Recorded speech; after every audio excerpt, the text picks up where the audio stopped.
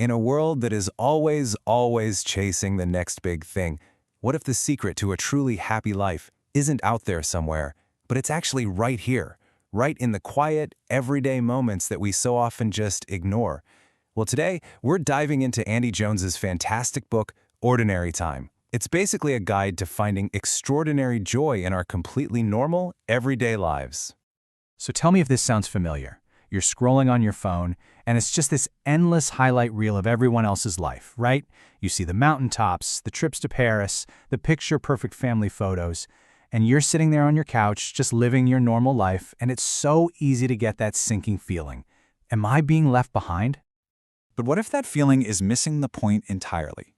I mean, think about it. Those big, spectacular moments are great, but they are such a tiny fraction of our lives. The other 99% of our time is lived in the quiet, everyday spaces between those moments. And as Annie Jones argues, that is where the real magic, the real substance of a happy life is actually hiding. And this really gets to the core of the problem. We live in a culture that is just obsessed with the highlight reel. It only celebrates the graduations, the promotions, the big wins. And what does that do? It leaves the rest of us in this constant state of comparison, feeling like we're not doing enough, or worse, that we're not being enough. This brings us to the central idea of the book, ordinary time. Now, this term actually has a really fascinating origin. It comes from the Christian liturgical calendar. It doesn't mean boring time or unimportant time. It actually refers to the numbered weeks between the big festivals like Christmas and Easter. It's meant to be a season for quiet preparation, for reflection, and for steady, unseen growth. And this is where the book gives us this amazing shift in perspective. We hear the word ordinary, and our brains immediately jump to boring or meaningless. But the word's Latin root. It actually means ordered or in a row. So it's not about a boring life. It's about a life lived with a calm, steady rhythm instead of one that's just a series of chaotic, exciting bursts. Think about it like you're a farmer. We all celebrate planting the seed, right? And we definitely celebrate the harvest. But all the real work, the incredible transformation from a tiny seed into a full-grown crop, that all happens during that long, quiet, ordinary time in between. It's the daily, patient work of watering and waiting and tending the soil. Okay, so how do we actually live this way? It sounds great in theory, but what does it look like in practice? Well, the secret is all about learning to see the extraordinary beauty that's already woven into our regular days. And it starts with a few key practices. And honestly, the first one might surprise you. The first practice is to stay put. Yeah, just stay put. In a culture that worships the digital nomad and tells us to always be on the move, this quote just hits so hard. We can spread ourselves so thin, collecting experiences and acquaintances that we completely miss out on ever-growing deep roots or finding true connection. Just imagine a houseplant that you keep repotting, moving it from one spot to another every single week. It would never get the chance to establish strong roots, would it? It would never really thrive. And it's the same for us. Deep friendships, real skills, a true sense of community, all of that requires time and stability to actually grow. We're always told things like the sky's the limit or you can be anything. And that sounds super empowering, but it can also be kind of paralyzing. The book suggests we reframe how we see our limits. Instead of seeing them as some restrictive cage, what if we saw them as a garden fence? It's not there to trap you, it's there to protect what's growing inside, to allow beauty to flourish, safe from all the chaos outside. This is where rhythm and ritual become so important. And I'm talking about the small things. That first cup of coffee in the morning, an evening walk with your dog, a weekly family dinner on Sunday.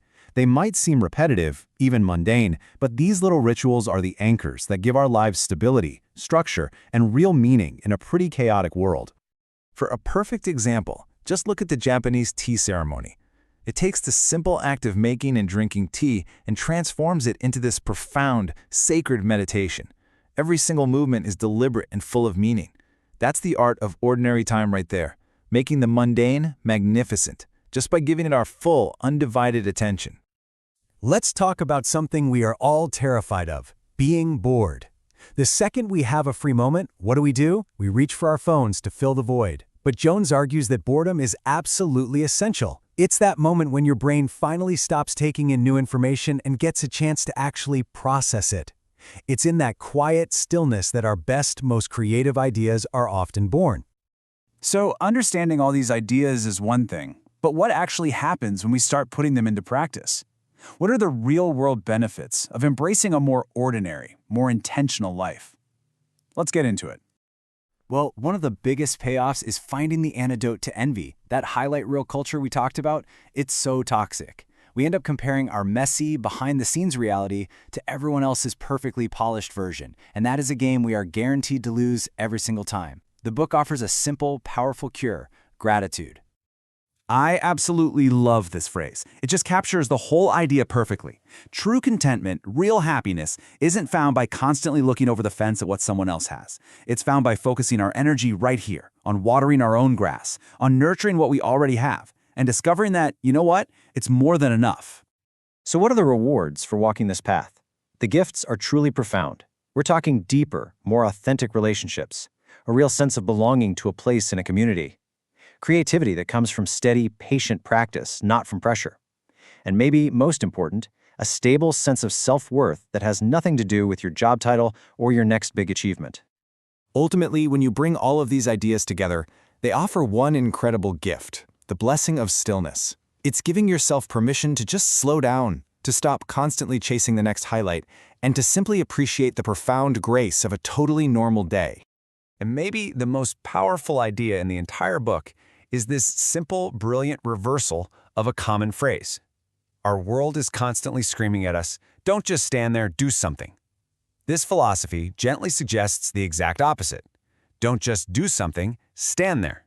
It's a reminder that sometimes the most productive, most beautiful thing we can possibly do is to simply be still. So I'll leave you with this question. What might you discover if you just stood there?